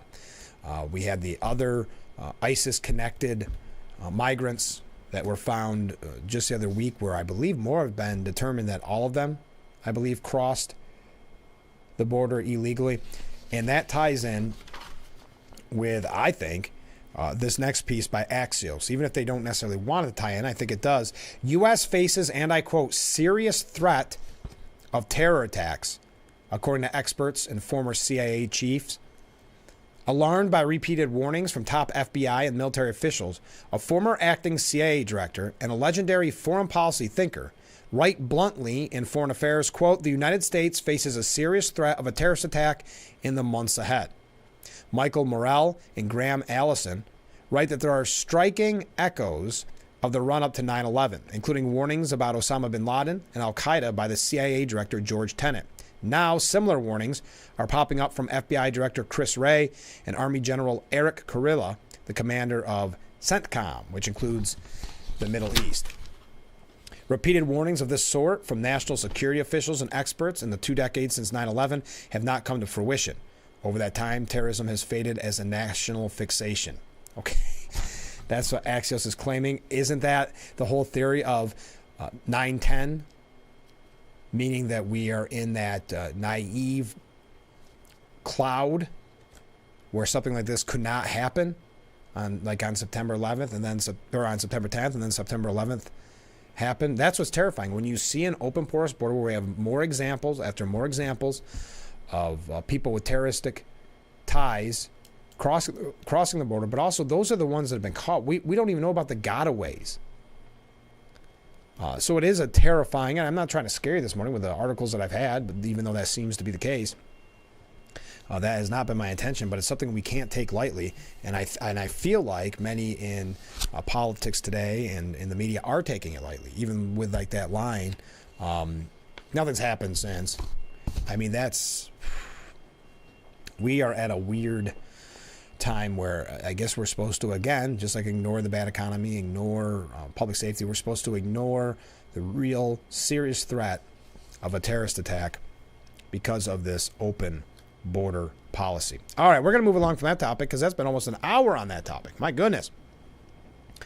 Feel free to weigh in on any of the topics we've mentioned so far. Don't forget to vote today. So there's a lot of criticism from the White House coming towards these kind of, I don't know what you want to call them, Biden moments where he kind of freezes up or acts a little weird. They're saying some are taken out of context. Some are manipulated or slowed down. This is some of the excuses they're making. But Piers Morgan, I think, and I very rarely agree with Piers Morgan, but he had a very good take on this. And he said the Obama-Biden arm grab that happened during that fundraiser, the kind of, okay, come over here type thing, wasn't just a senior moment. As Piers Morgan said, it was a moment everyone realized the president's not fit for office. There were only 10 words, but wow, did they spark a reaction. I watched the viral clip of Barack Obama taking a frozen Joe Biden by the arm and leading him off the stage at that star-studded $30 million LA fundraiser and posted on X what I suspect everyone who watched it was thinking. So embarrassing. The Democrats can't let this go on, surely. Now, this is why the White House is responding, because the White House is saying, well, he can't just take in the adoring crowd. He has to be active the whole time. Well, Piers, because Piers likes to make it all about himself, he received a ton of comments and views and likes or whatever. As I thought, the vast majority shared my honestly held opinion that President Biden is no longer fit for the highest office in America. I don't mean that he's too incompetent for the job, although many would say he is. No, I mean that he's too physically and mentally unfit to function at the extremely high level required to be the leader of not just the United States, but also the free world. Again, this coming from Piers Morgan. I'd love to hear your thoughts on it. When the last Democrat to occupy the White House has to literally grab the current one because he notices he's had yet another senior moment and appears to be paralyzed like a statue on stage, just like at that Juneteenth event. It has to be the wake-up call everyone in the party must urgently heed before it's too late, doesn't it? We're only 5 months away from the 2024 general election. But what is now painfully obvious is that Joe Biden's already cooked as a candidate. And you know it's getting worse. Number one, because the White House is complaining about the coverage. But number two, we've seen, and we talked about this a lot last week, as Trump turned 78, they're making a big deal saying, oh, yeah, you think Biden, what about this with Trump? And it's really grasping at straws on what they're calling Trump out for. So now after 3.5 years of ignoring signs, now we have to be focused on the candidate for president. Not only one of them, we learned last week, not the candidate up for re-election. Piers Morgan says there is not a snowball's chance, and you know what, that he can possibly get through another 4-year term of presidency, and everyone knows it. This is once very eloquent, fast-talking, firebrand senator. Yes, really see his blistering 1986 speech from a Senate committee in which he rails magnificently against apartheid in South Africa. To see what I mean, this is Piers Morgan again. Now he can barely speak without talking gibberish, nor walk quicker than a snail, or who keeps falling over, forgetting what he's supposed to be doing or saying. It's long gone beyond the stage of being novel to watch. Biden is supposed to be America's commander-in-chief, but at what is a very dangerous time for our world, I wouldn't trust him now to order a restaurant meal, let alone a military strike. So why is he still running? And I'm not going to go through all of this, the kind of the history here. He says, but as I suspect, as we get ready to talk about the debate, the world will see what they have their first live TV debate on June 27th. The controversial and now criminally convicted Republican candidate will eat Biden alive on stage, and there will be no Obama there to rescue him. I've got to say, that is a prime example of those in the media trying to set the bar very low for Biden, just like they did for the State of the Union. So then if he comes out and does even mediocre, they can say it was the best performance of his lifetime. So just keep that in mind when he says that Trump's going to eat him alive. There'll be others in the media pushing that line. And it's not because all of a sudden they're supportive of Trump or his debate style. It's because they really want to set that bar low. So it says, why so many high-profile Democrats persist in trying to convince us that Biden's still got his marbles intact? Because they have nothing else at this point. And he goes through, and again, because it's Piers Morgan, shows some of the tweets that he received. And he gives a back and forth. I'm not interested in going through all that. But many openly mocked him, which is hardly surprising, given the 2/3 of Democrats think Biden's too old to be running again. That's in reference to one of the comments. And again, all these, but this is what I boil it down to. First, I have unsuccessfully requested many times I would like to interview President Biden, just as I previously interviewed numerous U.S. presidents, including his Democrat predecessors Clinton and Carter. Again, remember, Piers Morgan makes it about Piers Morgan, but see through that for just a moment. If both those second, the New York Post editorial board would love to give the president the opportunity to put all speculation to bed about his age-related issues with an in-person meeting. If both these invitations are declined, as they are to almost the entirety of the media, then, as Mark Cuban said, voters can draw their own conclusions and act accordingly. Well, I think there's a lot of red flags when he didn't take the opportunity to give the interview during the Super Bowl, which is a softball interview. But just as I believe they will on November 5th, when, if Joe Biden is still the Democrat candidate, Donald Trump will be reelected. That's Piers Morgan. Do you think there's any chance that Biden won't be? I guess if he has a very bad debate performance, if the debate performance actually happens, you could see perhaps the talks at the convention. Biden can say, hey, I'm retiring. I just don't have it in me anymore. Then they nominate someone else. If they're many have speculated, I'll put it that way, as so many of the news do. Many have speculated that they would get to Harris because Harris would not be popular, saying, hey, say you're sticking with VP, and after that you'll have a cushy job in the future. Don't worry about it. But if you run and you fail, that's your legacy. You're done. So there's a lot of moving pieces there. I think it is very late. Who was it who said? Nate Silver. He said that, yes, it is very late, and it takes a risk to pick somebody this late in the game to replace Biden, but in his thought it was, and I'm paraphrasing, a risk worth taking, because the risk right now of Trump winning, again, this is in his paraphrased words, is just too great. So we're going to talk a little bit more. Do I have a lot more on Biden? No, I have a lot of things here on Trump, and then we'll get more into the debate and a few New York issues, but I am running late, so stay with us. Read your comments when we come back. We'll be right back with Frankly Speaking here on WYDC TV, Big Fox.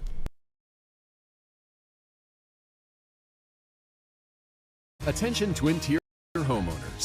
Are you tired of paying too much for your energy bills? It's time you discover Koala Insulation of the Southern Tier, a premier insulation contractor. The professionals at Koala Insulation can give you a free, no-obligation insulation evaluation. It's one of the best home improvement investments you can make. Give us a call at 607-463-0616. Discover Koala Insulation of Southern Tier. We are fully insured. Visit koalainsulation.com and find us near you.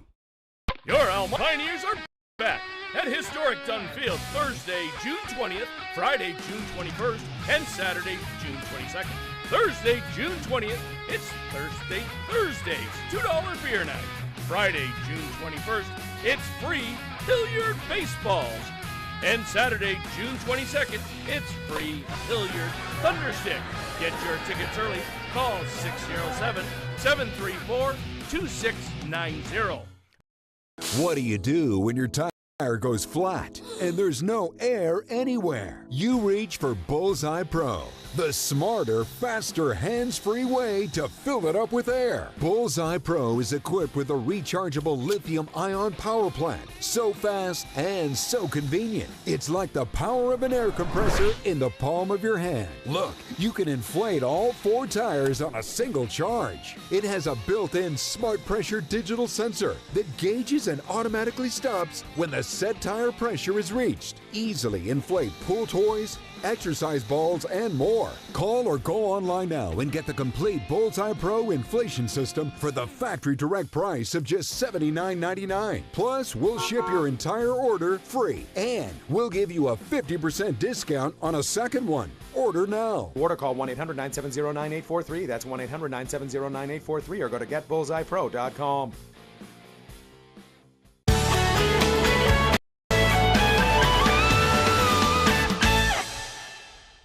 Saturday is Baseball Night in America on Fox.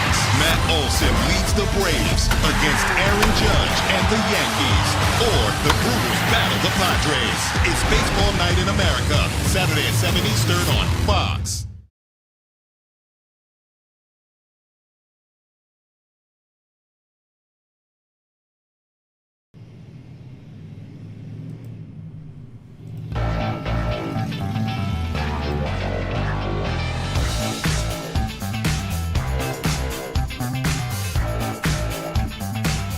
And we are back with Frankly Speaking here on WYDC TV. Big Fox, thank you for joining us. A couple comments from viewer, or a comment. Biden, Russia nuclear ships are now in Cuba. Are you ready, Joe? Do you know where Cuba is? No one is afraid of the U.S. now. Wake up, people. I don't believe there was testing of missiles, but they were definitely, they just left, I believe, late yesterday or early today. But yes, it was obviously provocation. It was obviously to pose a threat to us in America. But no one's afraid. After Afghanistan and that disastrous withdrawal, I don't believe anybody's afraid of us. That's why I'm concerned about Taiwan, and because I do believe it's when China is going to go into Taiwan, not if. And I believe they see such a weakness, it's only a matter of time. Did you see, talk about a Freudian slip. You know, Donald Trump has talked about the rigged trials against him, the weaponization of the justice system. Did you see the gaffe, if you can call it a gaffe, the White House press secretary Jean-Pierre said about the case against Trump, the Bragg case, the hush money case? White House press secretary Karine Jean-Pierre said Monday that Manhattan District Attorney Alvin Bragg's criminal case against former President Donald Trump was filed on, quote, the timeline of the Justice Department. Only for President Biden's top spokesperson to tell the Post she misspoke.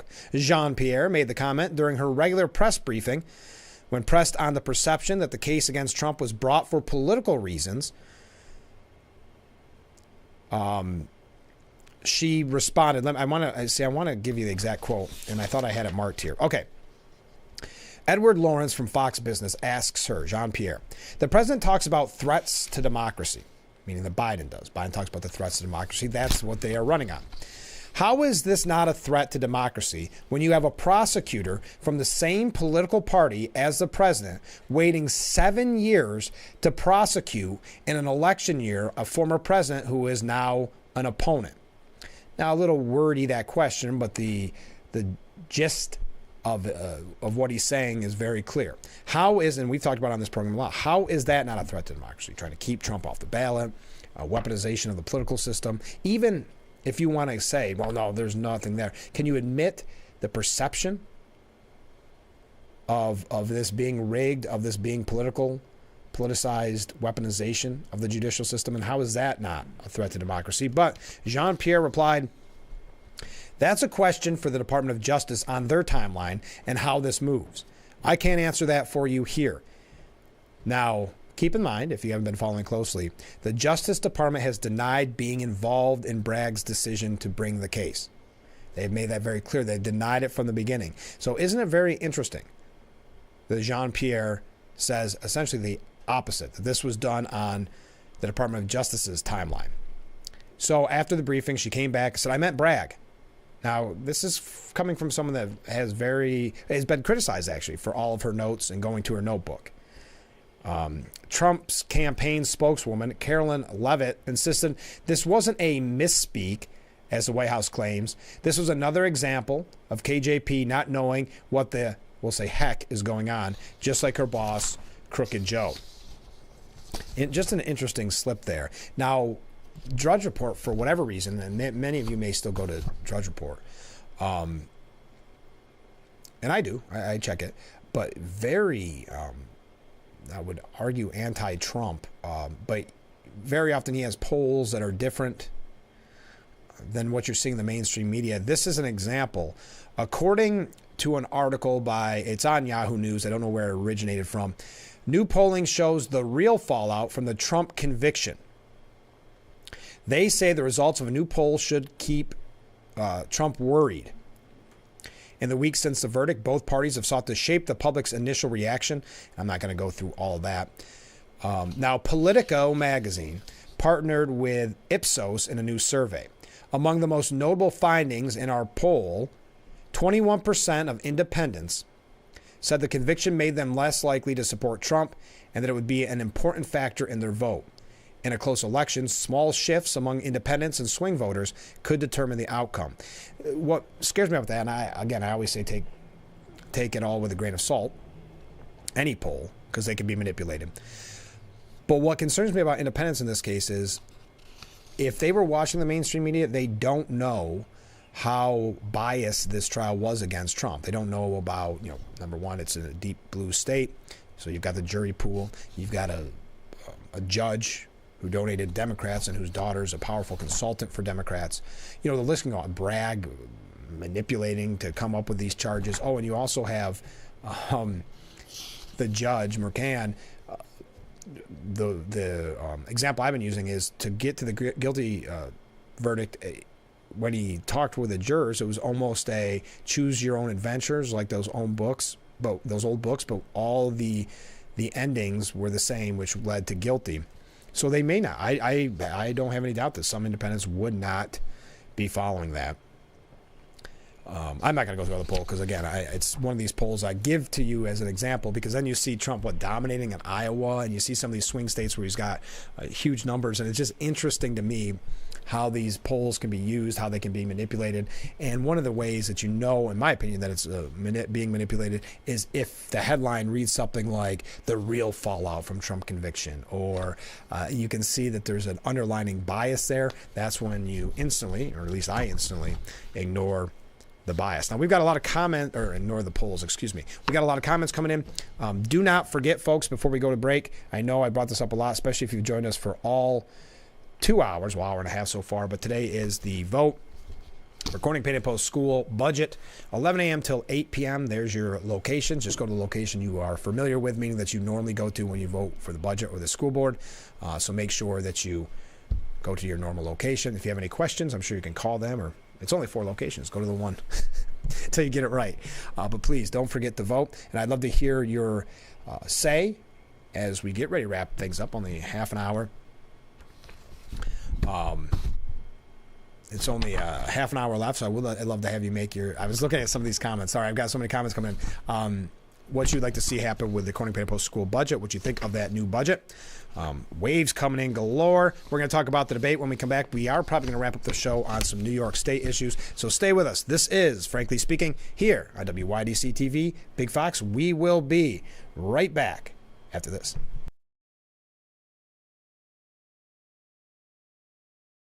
Hi, I'm Suzanne.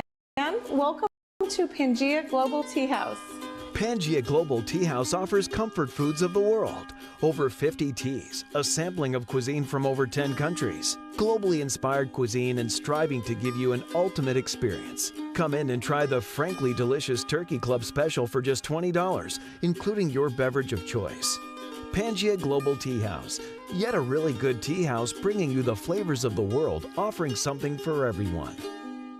We would like to fuel your discovery this summer. Use our Quick Fill app to navigate to your next adventure and enter to win in our Fueling Discovery Summer Giveaway. No matter where, we'll get you there and proudly fuel the drive. The bathroom of your dreams is only a phone call away with BCI Bath and Shower. We can make your ordinary bath and shower extraordinary. This is not a cookie cutter design. This is a complete custom build that will fit your every need. It's never been easier or more affordable than right now to get the bathroom of your dreams. We have the best monthly programs in the industry with payments as low as $99 per month or no payments, no interest for 18 months with approved credit. The hardest part of your new bathroom is gutting and building the tub and shower. If your bathing area is old, there could be damage behind the walls and possible mold and mildew, which can be a serious safety issue. At BCI, we don't cover a problem, we fix it. Call now to get a never clean glass treated door with the no-track system at half off for the first 50 callers. Factory trained, certified installers made in the USA and discounts for seniors and military. Call 800-704-1798. That's 800-704-1798.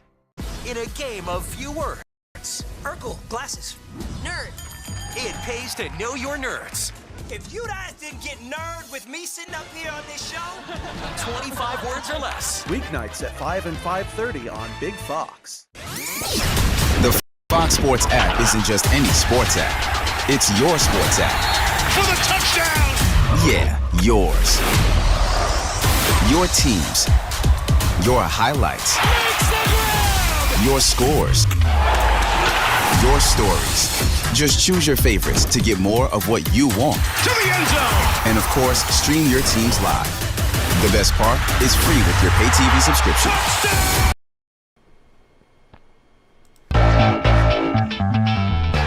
And we are back. Frankly speaking, here on WYDC TV, Big Fox. I'm your host, Frank Acom. We are broadcasting live from the Hesselson studio. We have a lot of comments that came in. Good morning, Frank. Oh, wait, hold on. I got one more I want to add on there. Okay, I know this is not the best to do live. Okay. Good morning, Frank. Good morning. In my opinion, the reality is it won't matter how frail and fragile, meaning Biden is, as long as he serves the purpose. But bottom line, a vote for any Democrat means more of the same for this republic. And that's what I hope the undecided will understand. Thank you for that comment. Next comment. Someone needs to find out who is running this shadow government and who is calling the shots. The DOJ says Biden is unfit to stand trial, so how is he still president? That's a very solid point. This whole ruse has Obama's fingerprints all over it. Thank you. Another comment from a viewer, a different viewer. Frank, you might want to move the new Culligan water cooler away from the window. You see our new cooler. Isn't that nice? With the new logo from Culligan.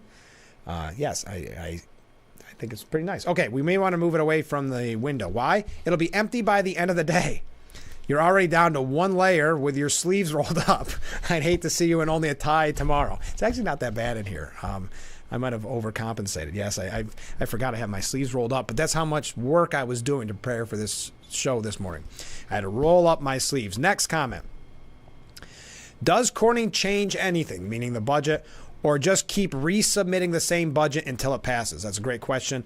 I think that goes back to a little bit of many of us being jaded with, what was it called? Proposition 2, where they wanted the new school building and they got it. I think don't quote me on this, but I want to say it was like 7 times before they got what they wanted. And then it was just, oh, that's the final one. So I can understand where that comes from.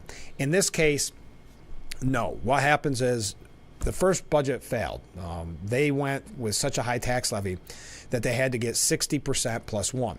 It did not do that. Now, keep in mind, 97% of school district budgets passed in New York State. This one did not. It would have won if it was at 50%, but you could say that maybe they were asking for too much. Okay. So then they proposed this new budget, changed a little bit. If this, and this only has to get 50%. Now, if this fails, they don't put forth another budget. It goes to the contingency budget, which is, it cannot exceed last year's tax levy. So if you thought last year's school budget was okay, maybe even still too high, maybe too low, whatever the case may be, that's what would settle on. If it fails today, you will essentially go to last year's budget. Next comment from a viewer. Remind me when the second vote will be when the Corning Painted Post school budget passes. Yeah, exactly. Again, I totally understand that feeling, being a little jaded, going back to how many times we've seen this play out where, okay, 5th time's the charm, darn it. I remember talking about it on the radio back in the day when I was talking about the new school. Okay, failed. It failed. And then finally, I want to say it was 5 or 6 votes. And then finally, when they got the yes vote, it was, okay, that one counts. So yes, when will the second vote be if the budget passes today? You know, best 2 out of 3? I don't think, and I think that's very funny, by the way, because I totally understand your sentiment. But I think we all know, unfortunately, the answer to that. Another comment from a viewer, nice and convenient voting locations. 3 out of 4 are on school properties. Another very solid point. So I think I can see where many people minds are before they go to vote today on the budget. The Corning Painted Post High School Administration Building, Corning Town Hall, or Irwin Valley School. Vote today, 11 to 8 p.m. Do not forget, I know it's a hot day.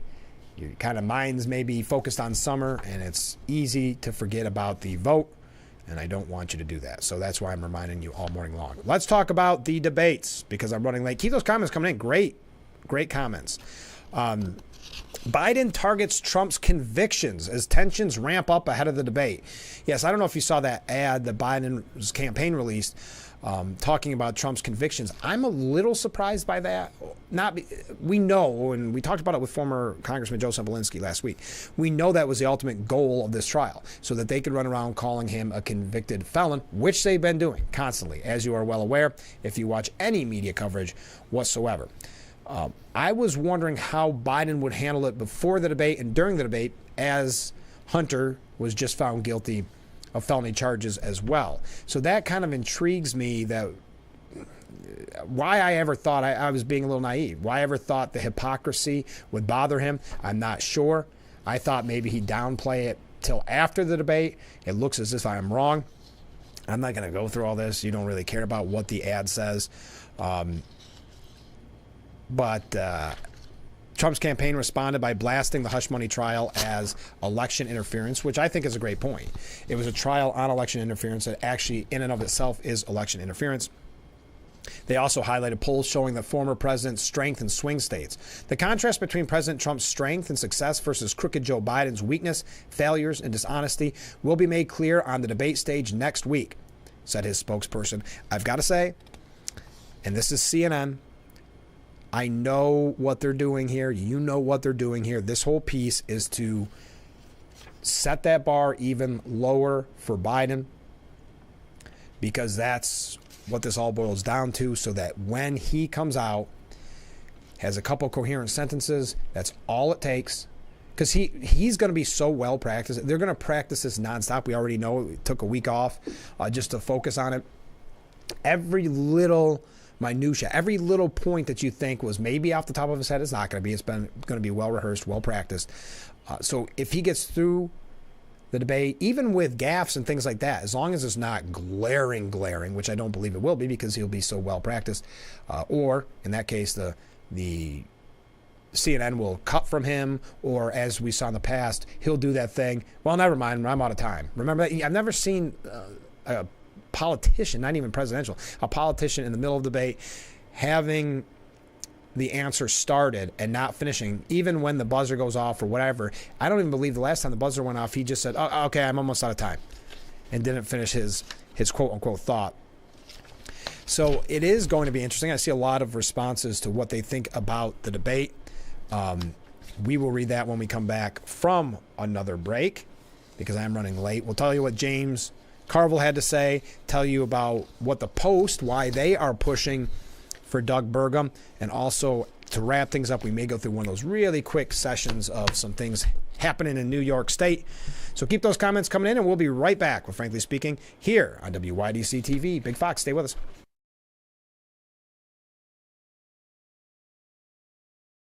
Isn't your wellness important? Don't you want more energy? Now's the best time to make every day better and relieve those achy muscles and pains than with the Hesselsen's Hot Tub. Hesselsen's has hot tubs in stock and available for immediate delivery with unbelievable savings. Hesselsen's offers 0% interest-free financing for up to 5 full years. Hesselsen's carries the only hot tub brand in the industry with the exclusive freshwater salt system that is eco-friendly and easy to use and only enhances your hot tubbing experience. Come in today and see why your next hot tub should be a Hesselsen's hot tub. And remember, it's always fun to poke in the corners at Hesselsen's. Wow, you found it. I did. The History of Water Part 6? I've been dying to read this. I know, honey. I always wanted that book. At Culligan, we get that most people don't think about water like we do, and that's okay. You see, when we install one of our high-efficiency water softeners, we're thinking about hard water and limescale buildup, so you can just think about longer-lasting appliances and softer skin and hair. At Culligan, we think about your water, so you don't have to. Call today to schedule your free water test.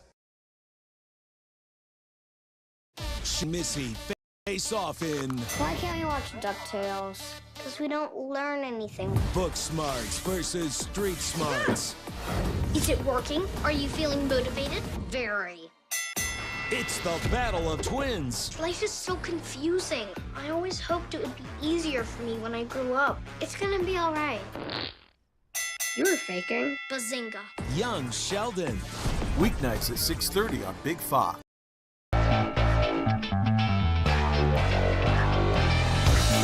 Welcome back to Frankly Speaking. Let's go through some more comments from viewers. Thank you to everybody writing in.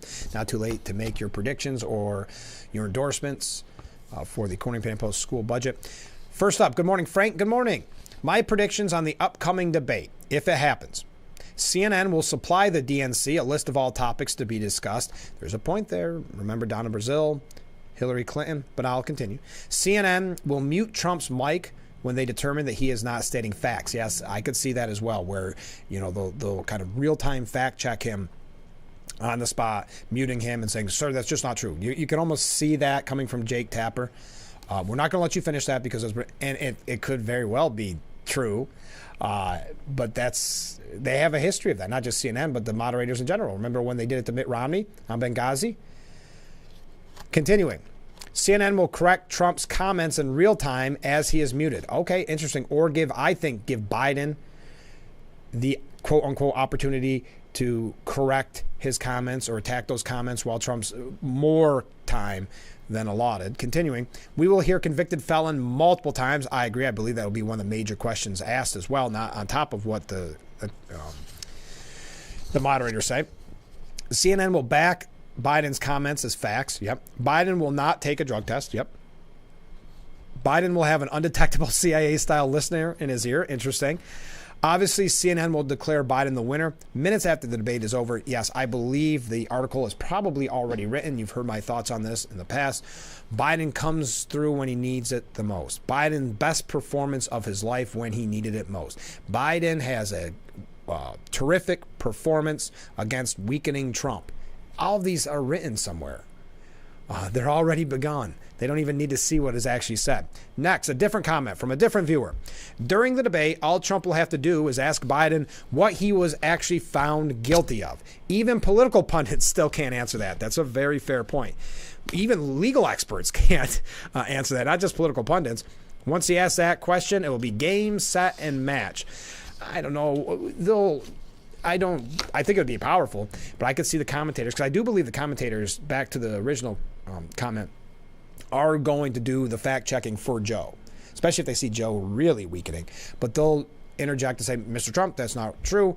Biden did this, or they'll be running the debate for Biden, in my humble opinion, and doing the heavy lifting that Biden will not be able to do. James Carville was on MSNBC. And he was asked about the microphone rule, where it'll be cut off. Will that matter? And he says, well, if I was a gambler, and actually I am a gambler, I'd take even money that Trump doesn't show up. The host laughed and said, you don't think Trump's coming next week? He said, I mean, I don't know, but I think he's going to wake up and decide. Just like he said he was going to testify at his defense in his trial. He didn't even put on a defense. Let me show up. I shouldn't be shocked, but I certainly would not be surprised if he gave me even money. I'd say he's a no-show. I don't even think that makes sense, what he was saying. Do you? I mean, just in general, not even whether or not you agree with him. It's just weird. He also said, since I don't know why we're talking about James Carville so much, the Raging Cajun, he said there's no Republicans. It's a Trump cult. Okay, there's no Republicans any longer. It's a Trump cult. The Republican Party that I knew, all right, that people knew of, Rob Portman, Bob Corker, even Dick Cheney, they no longer exist. Oh, isn't that interesting? Now Dick Cheney's someone you look towards as someone you need to look up to. Remember what they used to say about Dick Cheney? See how they try to rewrite history, but I'll continue. They no longer exist. Mike Johnson is literally part of a cult. The bad news is you're not going to change MAGA's mind. The good news is there is not enough MAGA for Trump to win. He's got to get kind of traditional Republicans who generally come out and vote Republican to kind of stick it with him, to kind of stick with him. If the president peels them off, go tell these MAGA people anything you want. They don't care. They're not moving. But there are not enough of them to win a general election in this country, and they're not growing. Mike Johnson is not even a Republican in any sense of the word. He's a MAGA theocrat. That's about it. They know they don't have a party anymore. They have a personality cult. But again, the 22% of voters in Republican primaries are voting for a candidate that's dropped out. They're uncomfortable with Trump. Tell these people you can do this one time, and 4 years from now, there'll be less of them. That's James Carville. All right, a couple things to get to when we return. We're going to breeze through them, so stay with us. We'll be right back. Was your premature baby fed a cow's milk baby formulas such as Similac or Enfamil? If so, your child may be entitled to significant financial compensation. Evidence shows that cow's milk formulas increase the risk of NEC in premature babies, causing severe harm and even death. If your child was born premature and suffers from NEC, intestinal perforations, sepsis, cerebral palsy, or died as a result, you may have the right to sue for significant financial compensation. Call now for a free case review. Stop for summer and save at GCP Discount Liquors and Wines. A High Noon Vodka Seltzer Variety Pack, regularly $26.99, is on sale for $24.99. Final cost $19.99 after mail-in rebate. Kim Crawford Sauvignon Blanc or Rosé, normally $15.99, is now $12.99. Save up to $48 on a case with rebate. That's $8.99 a bottle after rebate. GCP Discount Liquors and Wines and Horseheads, the best in service, selection, and price. The Bix website is here now. WYDCTV.com. Local and national news that keeps you informed and involved. WYDCTV.com. Today's weather, up to date and in your town. WYDCTV.com. Sports news, local events, and health stories that affect you. WYDCTV.com. The Big Fox website. Your news here now. WYDCTV.com. And we are back, wrapping things up here on Frankly Speaking. A comment from a viewer. I like the idea of Trump asking what the charge was. I do too. That's a really good thought. Also, if Biden goes into one of his staring modes, he's all done. This is where I disagree. I do.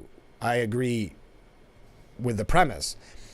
I also see a scenario where when that happens, it's instantly a go to the, let's say, okay, he starts the staring, and then they go back to the moderator. CNN's going to be ready. They're going to be ready to protect Biden from that. They're not going to have him staring into the camera for 10 to 15 seconds, losing his train of thought. It's just not,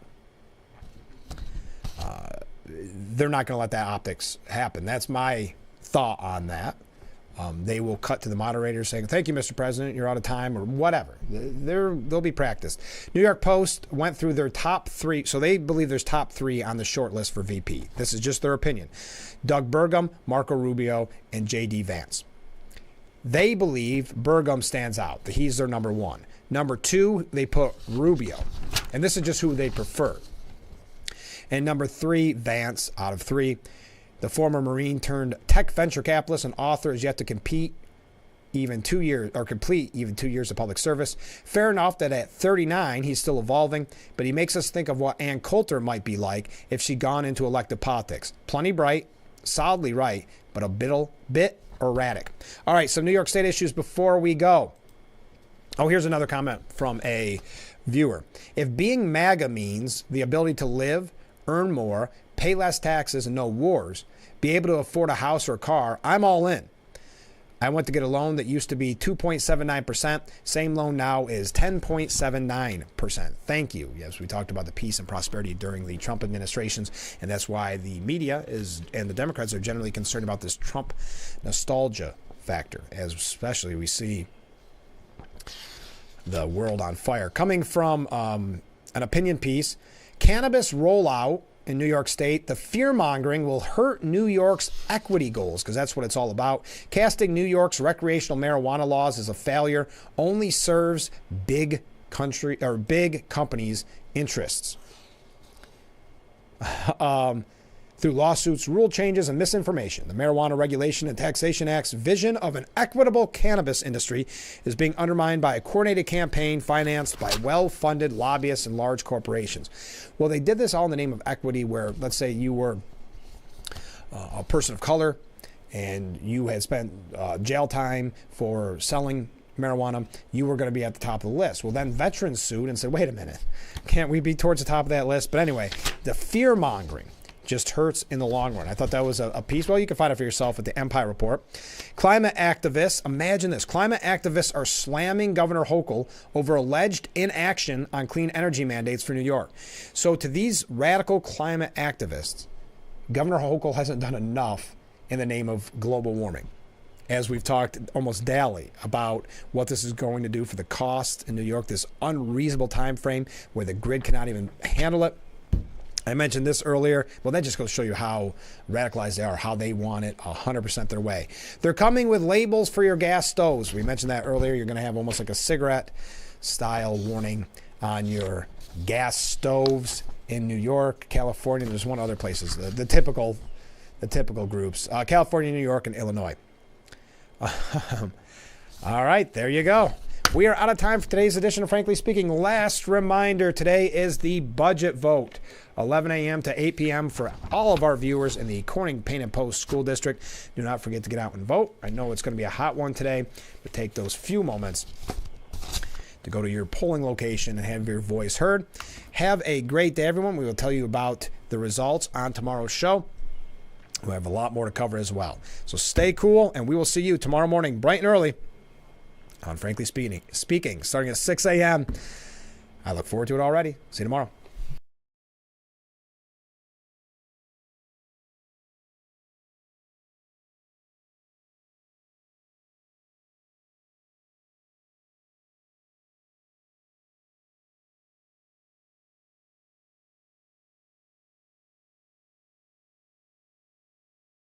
Getting aerial video for a commercial used to be extremely expensive, but not anymore. WYDC TV Big Fox now offers the Twin Tiers amazing aerial video for your business. We do it with our state-of-the-art drone and commercially licensed aerial pilot. Beautiful HD aerial video and pictures custom-made for your commercial. Call or email now to advertise on Big Fox TV and let everyone see your business in a whole new way.